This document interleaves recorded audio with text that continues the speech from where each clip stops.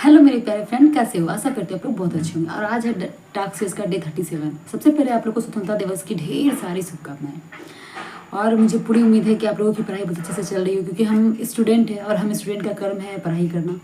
और दोस्तों, अभी मैं स्कूल गई थी, बज रहा है 12 और अभी मैं जस्ट आई हूँ। सोची कि आप लोगों को टास्क दे दिया जाए, क्योंकि आज थोड़ा सा सुबह में मैं मतलब स्कूल जाने का तैयारी वगैरह कर रही थी, इसलिए सोची कि मतलब लेट हो गया तो नहीं आ पाया टास्क सुबह में।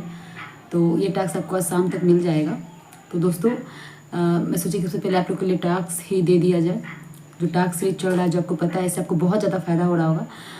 तो दोस्तों, टास्क सीरीज में जो भी 2 बुक चल रहा है, आप देख सकते हैं। एक ये वाला बुक चल रहा है, लेकिन ये न्यू वाला आप लीजिएगा। एक ये वाला बुक चल रहा है और एक ये वाला बुक चल रहा है। ये 2 बुक चल रहा है। तो ये 2 बुक जो चल रहा है दोस्तों, ये दोनों बुक जो है, ये सिर्फ 6 to 8, ये बुक सिर्फ 6 to 8, 9, 10 सोशल साइंस के लिए नहीं है। ये दोनों बुक का रिवीजन आप 6 to 8, 9, 10, 6 to 8, 9, 10, 1 to 5 सभी के लिए दोनों बुक का रिवीजन कर सकते हैं।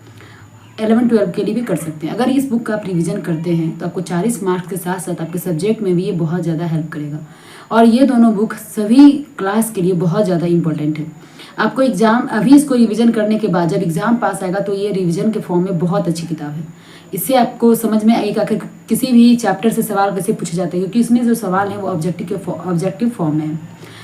ये बीपीएससी में, ये जो बुक आप देख रहे हैं, इसमें बीपीएससी में पूछे गए पिछले साल का सारा क्वेश्चन इसमें दिया हुआ है। तो मुझे पूरी उम्मीद है कि आप ये बुक कर रहे होंगे। और इस बुक का जो आज का टास्क है, जिनका हिस्ट्री, पॉलिटी, ज्योग्राफी, इकोनॉमिक्स कोई भी सब्जेक्ट होगा 4 में से कोई 2, वो भी ये बुक को करेंगे। साथ ही साथ जो 1 to 5 की तैयारी कर रहे हैं, 6 to 8 की तैयारी कर रहे हैं, वो भी इस बुक को करेंगे। इससे इनको बहुत फायदा होगा। रिविजन में ये बहुत अच्छा किताब है। तो इसमें भी 200 से 250 नंबर तक हो चुका, 250 क्वेश्चन हो चुका है। यानी हिस्ट्री का 250, पॉलिटी का 250, इकोनॉमिक्स का 250, ज्योग्राफी का 250, सबका 250 क्वेश्चन तक हो गया है। आज का जो टास्क है वो 250 से 300 के बीच करना है। मतलब 250 नंबर क्वेश्चन से आपको 300 नंबर क्वेश्चन तक करना है। यानी अगर हिस्ट्री है तो हिस्ट्री, पॉलिटी है तो पॉलिटी, ज्योग्राफी है तो ज्योग्राफी और इकोनॉमिक्स है तो इकोनॉमिक्स। ये चारों में आपको 250 से 300 तक करना है। मुझे पूरी उम्मीद है कि आप बहुत अच्छे से रिवीजन करेंगे। जो भी सवाल आपसे नहीं बनेंगे उसको अच्छे से आप घेर घेर के इस तरह से देख सकते हैं। इस तरह से गोला, जिस तरह से मैं लगाई हूँ, गोला लगा लगा के आप इस तरह से पढ़ाई करेंगे। जो भी क्वेश्चन आपसे नहीं बनेगा, आप इसको खोल लेंगे, एक पेज रखेंगे, उसको इस तरह से ढक ढक के ये क्वेश्चन आप सॉल्व करने की कोशिश करेंगे। जो क्वेश्चन आपसे सॉल्व नहीं होगा उसका डिस्कशन आप अच्छे से पढ़ेंगे। एक पेंसिल रखेंगे, जो नहीं बनेगा उसको गोला करेंगे, अच्छे से हाईलाइट करेंगे। कुछ नया चीज़ दिखेगा तो आप हाईलाइट करेंगे और अच्छे से इसको याद करेंगे। साथ ही साथ अब हम दूसरे बुक पे आते हैं। ये है एनसीईआरटी सार संग्रह। ये महेश कुमार वर्णवाल की बुक है। मैं जब बिहार एसआई की भी तैयारी की थी तो ये बुक मुझे बहुत ज़्यादा फायदा उस समय भी किया था। और बीपीएससी टीचर एग्जाम के लिए भी, सारे क्लास के लिए बुक बहुत ज़्यादा अच्छा है। 1 to 5, 6 to 8, 9, 10, 11, 12 जो भी चीज़ का तैयारी करें उसके लिए ये बुक बहुत अच्छा है। तो आप किसी भी चीज़ की अगर तैयारी करें तो इस बुक को एक बार रिवीजन कर ले, इससे आपको बहुत ज़्यादा फायदा होगा। 40 मार्क्स के साथ साथ इस बुक से आपको जो आपके जैसे मान लिया जाए आपका हिस्ट्री है तो उसमें भी आपको बहुत ज़्यादा फायदा होगा। और 1 to 5 वाले के लिए भी ये बुक बहुत ज़्यादा फायदा करेगा।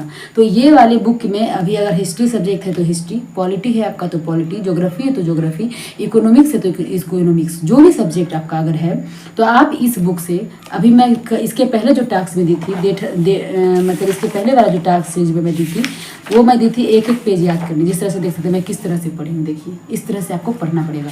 ये बुक बहुत अच्छा है, मैंने इसे कई बार पढ़ा है। कुछ चीज़ें मैं ऐसे लिखती थी, इस तरह से देख सकते हैं।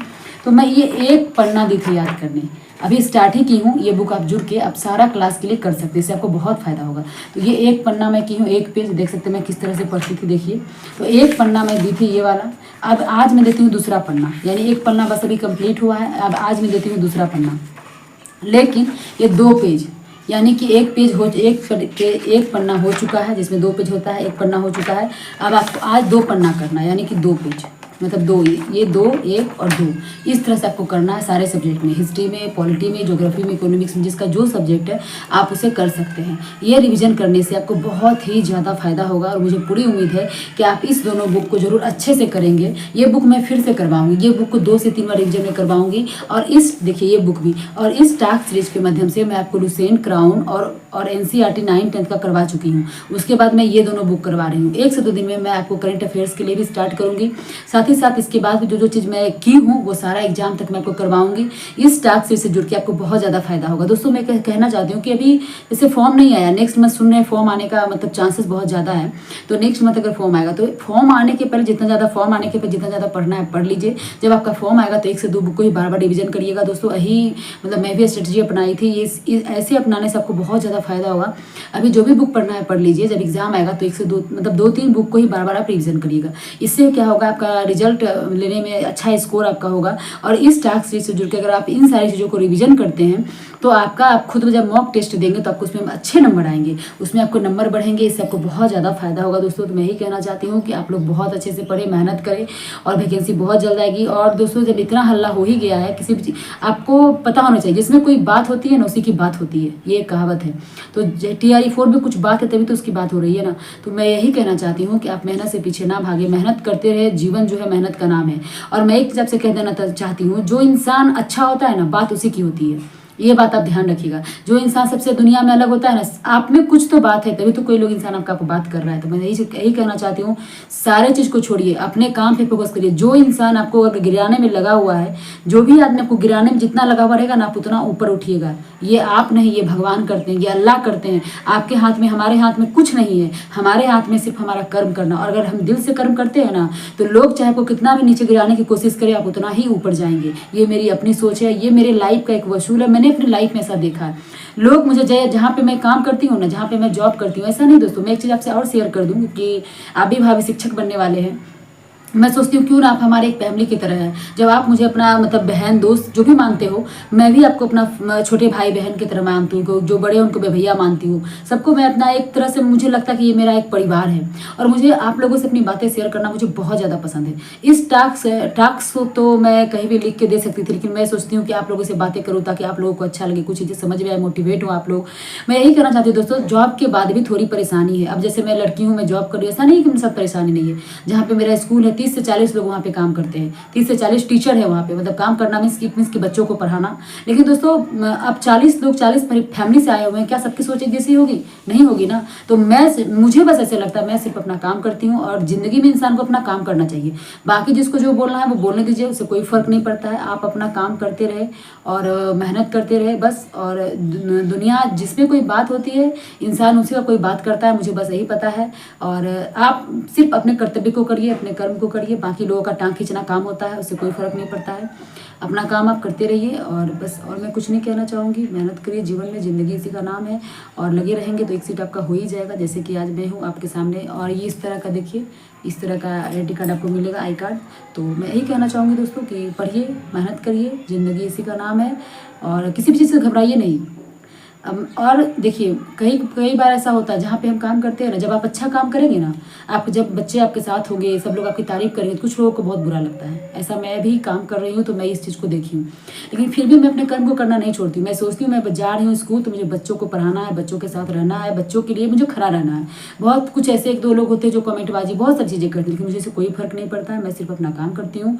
और मैं भगवान से हमेशा दुआ करती हूँ कि मुझसे किसी का बुरा ना हो। मैं अच्छा अपना जो काम करती हूँ वो मैं करती रहूँ। और जिसको जो बोलना है वो बोलते रहे। मैं अपना काम करती रहती हूँ। भगवान मेरे साथ है और मुझे कुछ नहीं चाहिए। और आप लोग भी बस किसी इंसान पर भरोसा मत करिए, एक भगवान होते हैं उन्हीं पर भरोसा करिए। इंसान कब बदलेगा ना, कहना मुश्किल होता है। अब सॉरी, मैं जब बोलने लगती हूँ तो बहुत बोलने लगती हूँ, लेकिन ये बात सही है। जब इंसान कभी भी बदल सकता है, लेकिन भगवान नहीं बदल सकते। इसलिए भगवान को सच्चा साथी बनाइए, अल्लाह को बनाइए, जिसको भी आप मानते हो वो आपके साथ हमेशा रहेंगे। इंसान तो बदल भी सकता है, लेकिन भगवान नहीं बदलते। मैं यही जानती हूँ। मैं भोलेनाथ को तो मैं सबसे ज़्यादा मानती हूँ। भोलेनाथ पे मैं सब कुछ छोड़ती हूँ और उन्हीं को साक्षी मान के मैं सारा काम करती हूँ। बस मैं यही कहना चाहती हूँ, लगे रहिए। आपका एक सीट इंतजार कर रहा है TRE4 में। मेहनत करिए, आपका एक सीट जरूर होगा दोस्तों। और मैं कुछ नहीं कहना चाहूँगी।